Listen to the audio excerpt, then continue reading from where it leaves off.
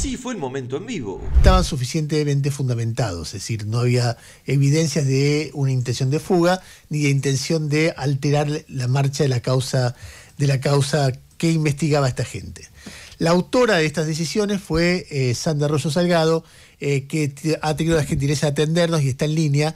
Doctora, ¿cómo le va? Ernesto Tenemos la saluda. ¿Cómo anda? ¿Qué tal? Buen día, muy bien. Bueno, Puedo hacer algunas aclaraciones porque el hecho tuvo además una tirada de 51 panfletos con una inscripción que decía: Esther, sos una mierda, con CFK, con Cristina no se jode, no con CFK, con Cristina no se jode. Eso se integraba al hecho que vos escribiste. Y luego, con respecto a la decisión de la Cámara, yo lo que quiero aclarar es que el concurso de delitos por el cual yo procesé a estas personas tiene una pena en expectativa de 3 a 14 años de prisión. Si bien por el monto mínimo sería excarcelable, los jueces debemos hacer una proyección de si en el caso concreto procedería a una condena en suspenso o de ejecución condicional. Esto no es automático y, como vos bien señalaste, cuando hay riesgo de entorpecimiento o de evadir la acción de la justicia, el juez está habilitado. No obstante, la Cámara resuelve esto antes de que yo me pronuncie en punto a si iba a dictar la prisión preventiva o no, ¿sí? No sé si esto queda claro. Sí, queda claro. A ver, yo consideré que había no solo riesgo de fuga en un primer momento, porque no nos olvidemos que estas personas cometieron este hecho encapuchadas, tapando sus rostros, con barbijos, con capuchas, con gorros, con guantes, para evitar también ser identificados a través de sus huellas, y también alterando las chapas patentes de los autos que usaron, de manera también de evadir la acción de la justicia. Y con posterioridad a eso, a partir de las medidas de prueba que el juzgado dispuso, en uno de los casos se secuestró un teléfono que fue el celular de uso de Bamiari, es como si hubiera nacido el día anterior. O cambió el chip a otro aparato o realizó alguna maniobra de borrado, pero no tenía registrados ni contactos, ni llamadas, ni las conversaciones de WhatsApp que sí fueron vistas y recabadas del celular de Abailar. Doctora... Esto para dar claridad en punto a que mi interpretación fue que hubo acciones de entorpecimiento para que la justicia pueda llegar a determinar la verdad de los hechos. Doctora, usted dijo que en el concurso de delitos que usted le atribuye o le atribuiría, si fueran culpables, a las personas que fueron detenidas, le da una pena mayor. ¿Cuáles son esos delitos que usted le atribuye a ellas? Bueno, el auto de procesamiento que dicté el día viernes, por eso puedo hacer declaraciones ahora, que fue el día que vencía el término para resolver la situación procesal, es el delito contra el orden público, que está tipificado en el artículo 213 bis del Código Penal, que habla de la conducta de quien organizare o tomare parte en agrupaciones permanentes o transitorias que, sin llegar a ser una asociación ilícita, tienen por objeto imponer sus ideas o combatir las ajenas por la fuerza o el temor, y en este delito incurre por el solo hecho de ser miembro de la asociación. También el delito de amenazas agravadas, amenazas coactivas agravadas por el anonimato, que es la acción de quien hace uso de amenazas con el propósito, en este caso, de que alguien tolere algo contra su voluntad. El delito de incitación a la persecución u odio contra una persona a causa de sus ideas políticas, está tipificado en la Ley de Actos Discriminatorios, la Ley 23.592, se refiere a la conducta de quienes por cualquier medio alentaren o incitaren a la persecución o al odio contra una persona o grupo de personas por puesta por raza, religión, nacionalidad o ideas políticas. En este caso sería ideas políticas.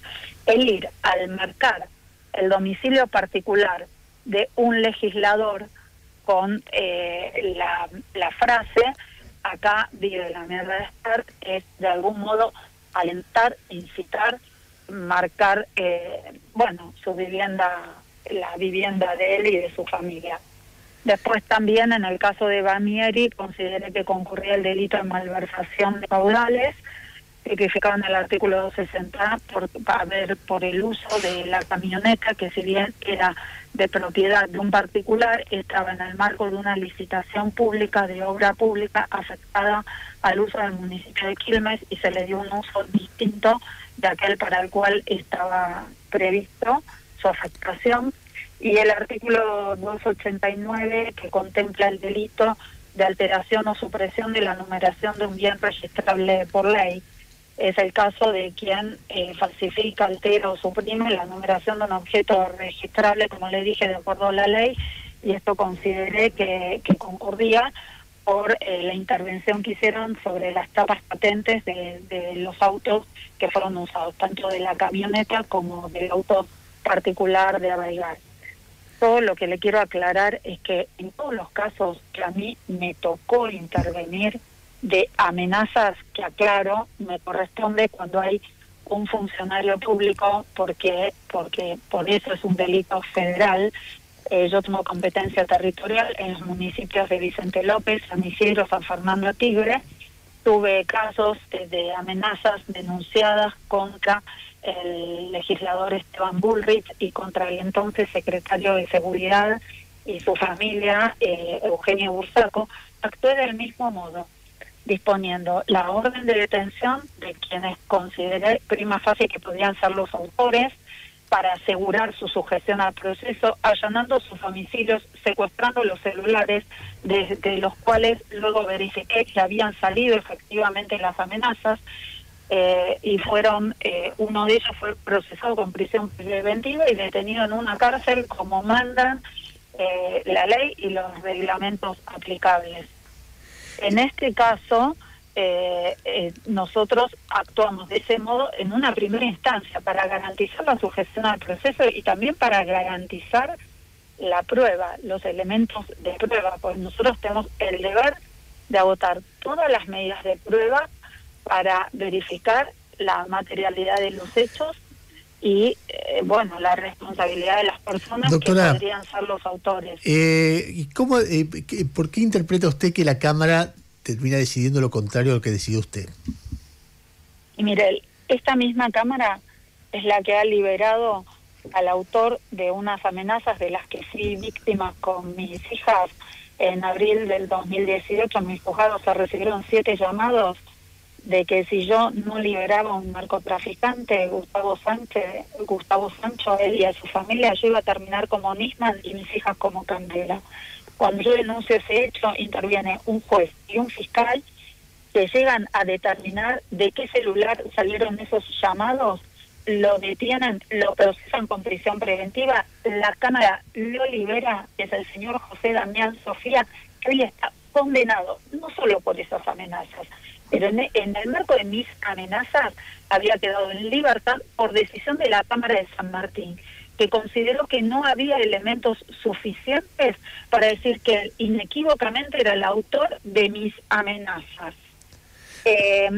Luego de un año que es detenido por otro juez por un cargamento de cocaína que salía a Dubái, o sea, José Damián Sofía, narcotraficante, hoy está condenado por ese transporte de cocaína y por las amenazas que le hizo a mi familia. Y también fue investigado, y no tengo conocimiento de cómo terminó, por el asesinato de Quinteros, que era su chofer, respecto del cual la Cámara dijo, bueno, también esos llamados amenazantes pudieron salir de otro celular, que activó celdas en el mismo recorrido. Era Quintero, que era su chofer, respecto de cuyo homicidio estuvo siendo investigado, y también el de la mujer de Quinteros, que era su amante. Ahora, entonces, doctora, hoy José Damián Sofía está condenado. Yo las amenazas no las relativizo, las investigo, sea la víctima del color político que fuere, y tenga la función que fuere, porque para mí estas acciones de tinte terrorista que lo que pretenden es silenciar a periodistas, silenciar a jueces, intimidar la acción de jueces, de fiscales o de legisladores, que trasciende a la persona de Spert. Y yo muy probablemente, por mi estilo, que ustedes conocen, por mi trayectoria, voy a cumplir 20 años en el juzgado federal, no comparto ningún discurso de odio. Pero más allá de doctora, que me permite, sea de agrado o no, me es permite, un legislador votado y tiene derecho a ejercer su función sin ningún tipo de intimidación ni condicionamiento. doctora, permítame solamente una cosa. Yo estoy de acuerdo con el criterio general que usted plantea. No sé si para este tipo de delito corresponde que alguien vaya preso o no, pero en todo caso es una discusión que la justicia dará. Tampoco yo soy un especialista al respecto. Lo que sí veo, y no se lo atribuyo a usted, pero sí merece una reflexión en esta discusión, es que dirigiéndose a Miriam Bregman, Spert dijo cárcel o bala.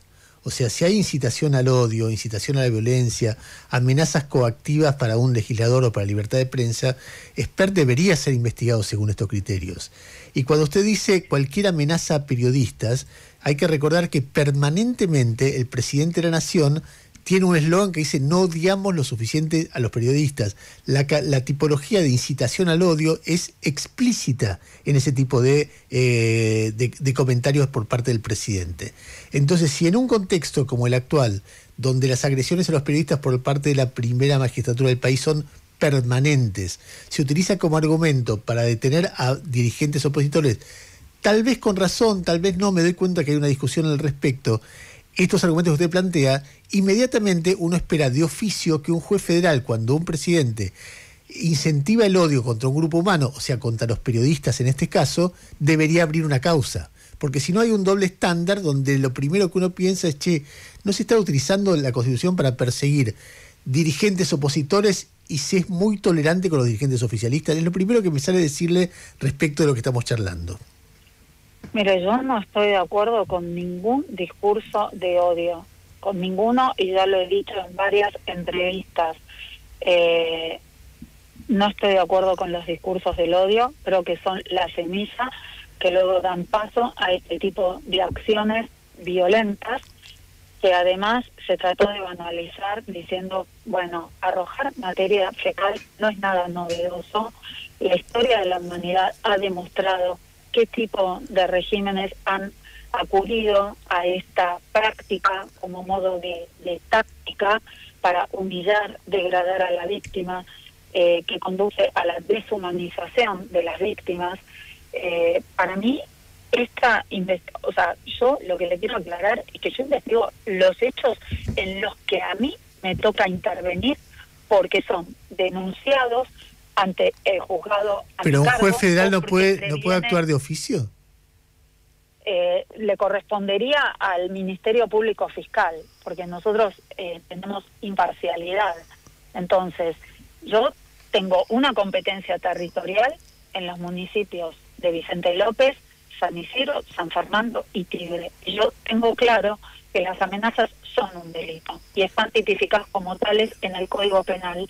Y por la propia experiencia familiar que he vivido, como en todo otro hecho, trato de trabajar con mi mayor compromiso. No, está bien, entonces entonces está bien, perfecto, pero lo que pasa es que cuando uno ve... Permítame, discúlpeme, yo directamente fui víctima de un señalamiento de mi domicilio particular. En el año 2006 yo vivía en Avenida del Libertador y Escalabrini Ortiz, y Luis Elía organizó una marcha desde la Embajada de Irán hasta mi domicilio particular, marcando nuestra vivienda, porque Alberto Nisman, como fiscal, había pedido la detención de ciudadanos iraníes y libaneses, sobre los que hoy la realidad mundial le está dando la razón sobre su trabajo. Yo, al mes que Luis Delía organizó esa marcha para marcar nuestro domicilio, me tuve que mudar con toda mi familia a 40 kilómetros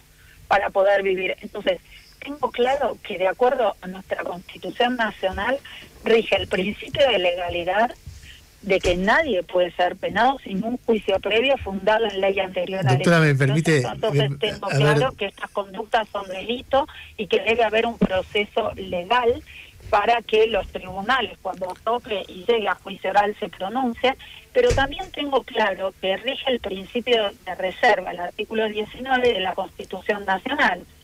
Las acciones privadas de los hombres, en la medida en que no afecten al orden, a la moral pública, ni perjudiquen a un tercero, están solo reservadas a Dios y exentas del juicio de los magistrados. Y si después tenemos un código penal y una ley de actos discriminatorios que tipifica estas conductas como delito, yo, en los casos que me toque intervenir, tengo que aplicar la ley. Yo la aplico. Que otros colegas no lo hagan, no es mi responsabilidad. Bueno, como tampoco está bien, pero... un montón de investigaciones de corrupción y de narcotráfico, y yo sí lo hago. Está bien, lo que quiero decirle, doctora, más allá de, sin juzgar, porque me parece que la discusión sobre si corresponde que estas personas estuvieran detenidas o no es una discusión que deberá dar la justicia y solo dos cosas. En principio, sí, a mí me parece que marcar domicilios es una práctica es realmente horrible. Nunca estuve de acuerdo y en todos estos días que se debatió el tema, creo que fui muy categórico respecto de el rechazo a ese tipo de práctica. Me parece espantoso, no estoy de acuerdo para nada con eso. Eso no quiere decir que porque el nazismo haya marcado las casas de judíos, toda marcación de casa termina en el Holocausto, porque claramente, si no, uno extrapola todo de esa manera. Pero de cualquier manera, aún planteando eso, parto de la base de un acuerdo básico. Me parece que en el domicilio de nadie hay que meterse. Lo que pasa es que, tal vez el reproche no sea para usted, pero el sistema judicial, al ver yo como por un escrache a una casa se califica como incitación al odio y se detiene a las personas y se las mantiene detenidas, por otra parte, veo cómo hay una incitación al odio permanente por parte de las máximas autoridades del país actuales, que son las que más influencia tienen sobre la sociedad, y el sistema judicial no responde respecto a esto. Mire, por ejemplo, el otro día cuando el Parlamento aprueba leyes que no le gusta al gobierno, hubo personas, por ejemplo, Daniel Parisini, alias el Gordodán, que visitó hace 3-4 días la Casa Rosada, el despacho presidencial, que dijo que había que repartir armas. Y no hay un fiscal que actúe de oficio, no hay un juez que actúe de oficio, porque para ello parece que la impunidad rige. Entonces usted me va a decir, mire, yo no tengo nada que ver con eso, yo hago lo que tengo que hacer y que los demás hagan lo que tengan que hacer. Está bien, pero el sistema judicial... Yo cumplo con mi deber funcional de acuerdo a la ley y a las constancias del expediente. Tengo claro que la repetición de todos estos actos de violencia, ¿a qué nos lleva? Primero, los discursos de odio hablan de la falta de educación y habla de conductas que son alcanzadas por la ley de actos discriminatorios. Entonces, debemos ser muy cuidadosos. Y aparte, como usted bien dice, es como en una familia. Si los padres dan un ejemplo de violencia a sus hijos, esto derrama. Si de las máximas autoridades se promueven discursos de odio, esto derrama. Pero no nos olvidemos el contexto también en que esta acción de marcar un domicilio, de tirar panfletos con tenor amenazantes, fue en el marco de una sucesión de acontecimientos en todo el país, y la repetición de estos actos de violencia que nos lleva a normalizarlos, y esto lo que tiene como consecuencia es que quienes cometen estos hechos se sienten cada vez más cómodos con la violencia y sienten que entonces, como nadie actúa, como la justicia no investiga, están habilitados a cometer actos de violencia cada vez más extremos, y así entramos en una escalada de violencia que la justicia debe actuar como un dique de contención, pero no con una actitud ejemplificadora, sino investigando los hechos, porque se ponen en tela de juicio todas las instituciones. Entonces se trata de, vamos a seguir en un sistema democrático como marca el pacto social de Rousseau, o vamos a dar paso a la barbarie. Doctora, yo en los casos que a mí me toca intervenir, me hago cargo del cargo que tengo y cumplo con mi deber funcional. Aplico la ley y agoto las medidas de prueba, y cuando entiendo que esto está probado, avanzo como entiendo que corresponde avanzar en protección de las víctimas. Ahora, tal vez porque doctora, yo lo he vivido en forma directa y otros colegas no, yo hubiera deseado que el juez y fiscal que investigaban las amenazas que tuvo Alberto Nisman hubieran podido despejar quienes estaban detrás de esas amenazas para que después no se consumaran como ocurrió lamentablemente. doctora, retomando un poco el diálogo, perdóneme, odio. doctora. La saluda Gustavo Gravia, ¿cómo le va? Buen día. Retomando ¿Qué tal? Buen día. un poco el diálogo que estaba teniendo recién con Ernesto Tenenbaum. Usted tiene jurisdicción sobre Olivos, ¿no? Yo no estoy loco. Usted va de Vicente López, todo el corredor, San Fernando, Tigre, Sí, por toda la eso zona. tuve el caso Libra hasta que la Cámara de San Martín resolvió que debía ser investigado en Capital. Está bien. Y también tuvo en su momento, si no me equivoco, el caso de Alberto Fernández en la pandemia. Ahora, también, sí, que también fue sacado de mi competencia, de mi actuación. Y recuerdo. En el caso Libra, yo dispuse medidas de protección a las víctimas también. Bien. Le quiero consultar. Le quiero consultar lo siguiente. Digo porque a veces, discúlpeme que le quiero aclarar algo, se tienden a politizar las investigaciones judiciales. Y si bien yo, como todos, tengo opinión política, en las investigaciones yo no politizo y no es persecución política. Porque como lo dijo el doctor Maqueda la semana pasada, hay quien alega persecución política. Lo importante es que hagan una defensa jurídica. Bien.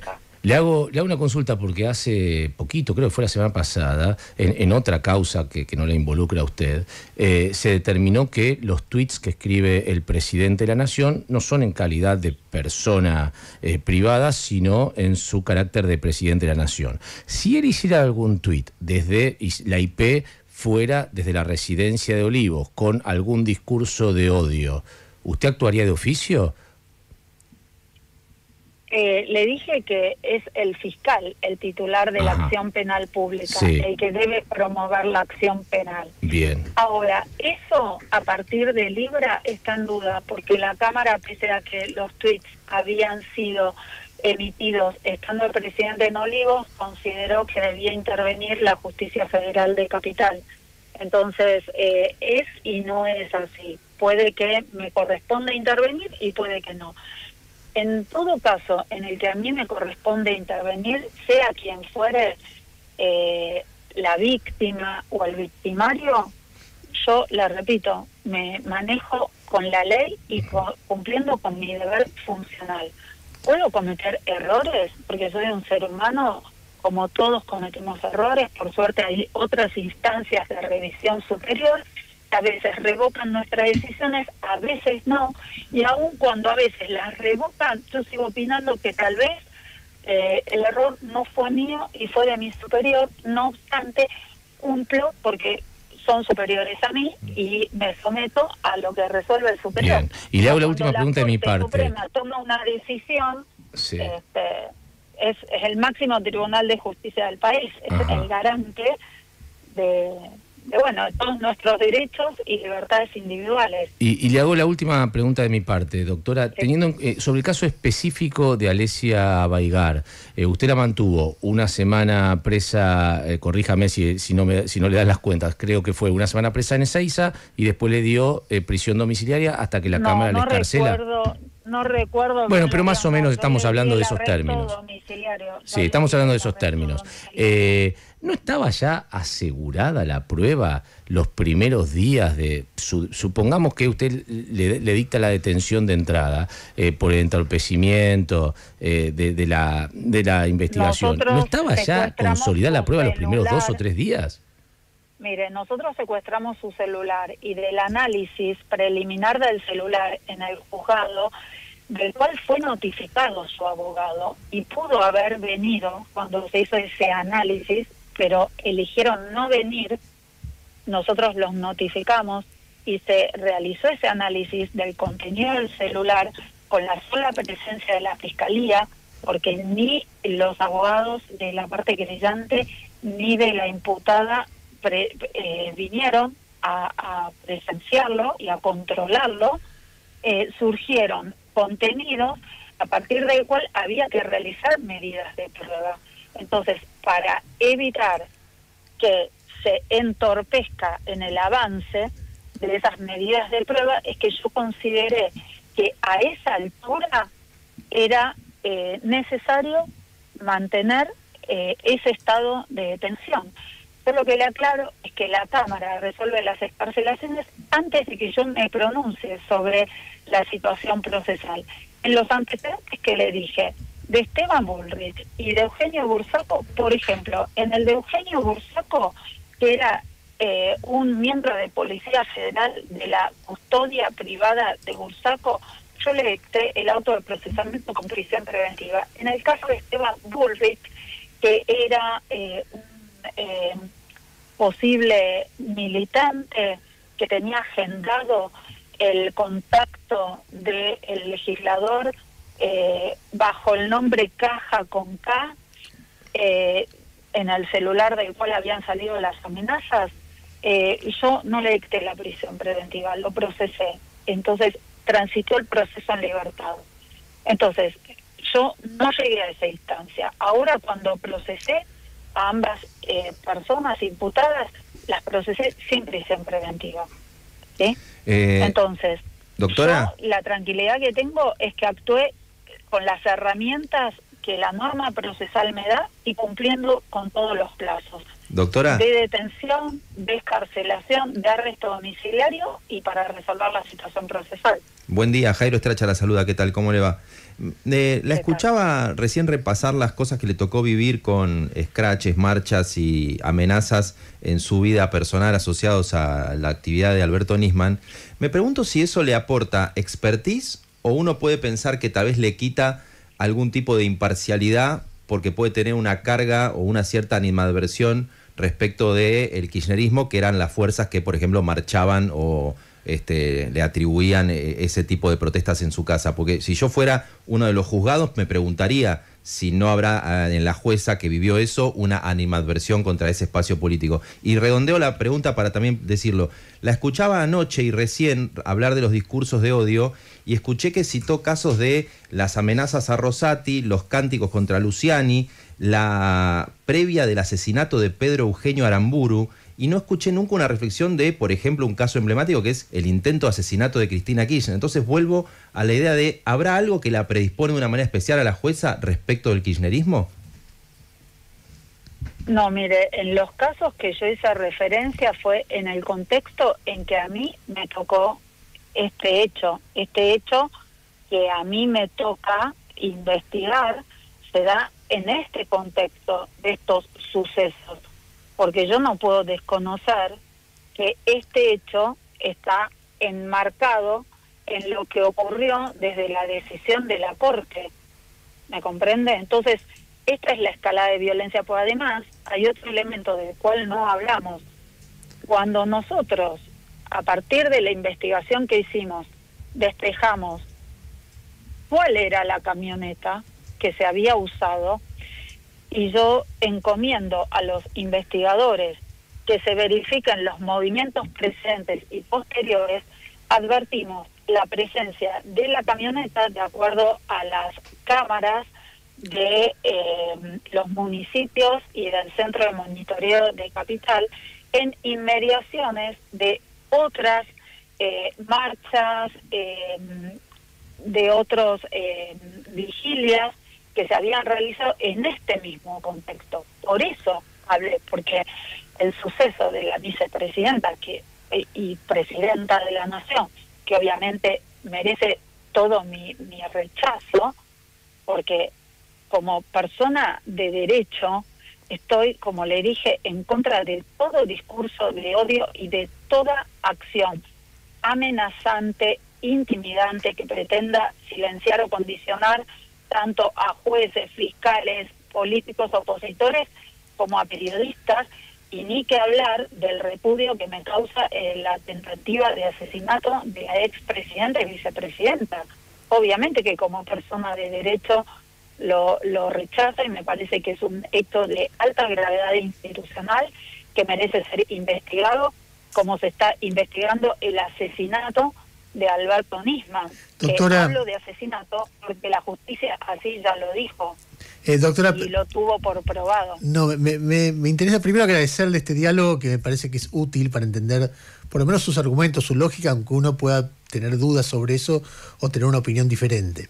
Pero quiero decirle algo que me parece importante y que entiendo que la trasciende. Usted me va a decir, estoy de acuerdo, pero quiero que quede muy claro cómo son los hechos. Mire, cuando gobernaba el Frente de Todos, estaba Alberto Fernández, Cristina Kirchner como vicepresidenta, no solo ocurrió el intento de asesinato contra Cristina Kirchner, sino que además hubo una serie de manifestaciones durante y después de la pandemia, donde se mostraban orcas, se mostraban bolsas mortuorias con nombres y apellidos, se enarbolaba la consigna "van a correr", poniendo nombres y apellidos de funcionarios, se tiraban huevos, en algunos casos piedras, y en aquel caso, como en tantas otras veces, la justicia fue morosa, no detuvo a nadie, no condenó a nadie, etc. En este caso sí actuó. Usted me dirá, ese sistema judicial, a mí me tocó esto, no me tocó lo otro, y yo le concedo, pero quiero mostrarle un poco lo que se ve cuando uno mira la mirada general. Sí. Cristina Kirchner está detenida por un hecho de corrupción. Con usted. Mire, Cristina Kirchner está detenida por un hecho de corrupción, como fueron detenidos muchos funcionarios que pertenecieron a su gobierno.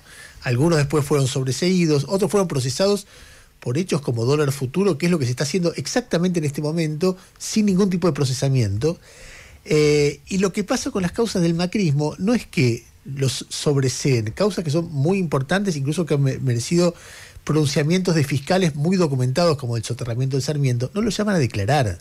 No es que finalmente después de una discusión judicial decretan que es inocente, que tal vez lo sean. Es que no hay una causa, ni los casos de inteligencia, ni sobre periodistas, ni donde un macrista sea, por ahí algún ejemplo, una excepción, pero como conducta general, todo lo que es kirchnerismo es citado a declarar, es detenido, es procesado, es condenado, y todo lo que es macrismo no aparece nunca, no hay movimiento en ningún sentido en este sentido. Entonces, lo que uno ve en este caso de amenazas y citación al odio, que además en un momento justamente donde el gobierno hace ostentación obscenamente de las amenazas, que de repente esta gente esté detenida, que tal vez merezca un debate esa detención, y el resto no, habla de un doble estándar que impugna todo, porque por más que usted haga su trabajo, suponiendo que está bien sus resoluciones, es un trabajo que, compensado por todo el resto, queda muy claramente sesgado contra la oposición. Pero usted que me sugiere que entonces yo no haga mi trabajo, que como otros jueces no investigan la corrupción, no investigan el narcotráfico, no investigan los delitos ambientales como los investigo yo, porque yo tengo claro cuál es mi deber funcional. Y tal vez lo que me toca intervenir. A mí me han tildado de kirchnerista, después de anti-kirchnerista, me han tildado de mileísta, de anti-mileísta, cuando tuve el caso Libra. Entonces, la realidad es que yo no puedo responder por lo que pero tal vez hacen o no hacen. No, entiendo, colegas. Pero tal vez sea necesario, no sé, un movimiento de jueces que digan, che, esto así no va, porque es un poder judicial que está sesgado, y eso hace que nuestro trabajo sea menos respetado, porque cuando hacemos lo que corresponde, si los demás no lo hacen, ahora no hay uno que, digamos, el ejemplo que da Gustavo respecto de Milei tuiteando desde Olivos incitación al odio contra los periodistas.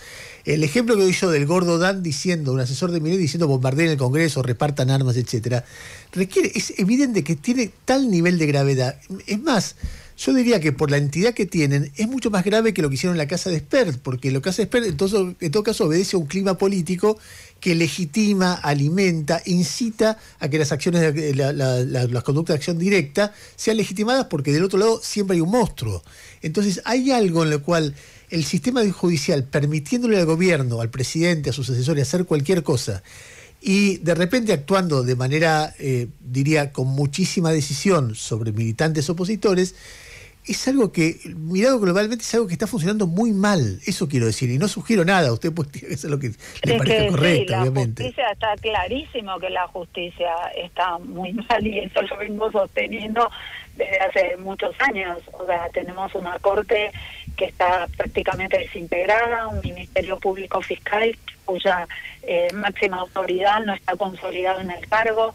Esto es responsabilidad de todos los sectores políticos que no le dan al Poder Judicial con la importancia que tiene este poder,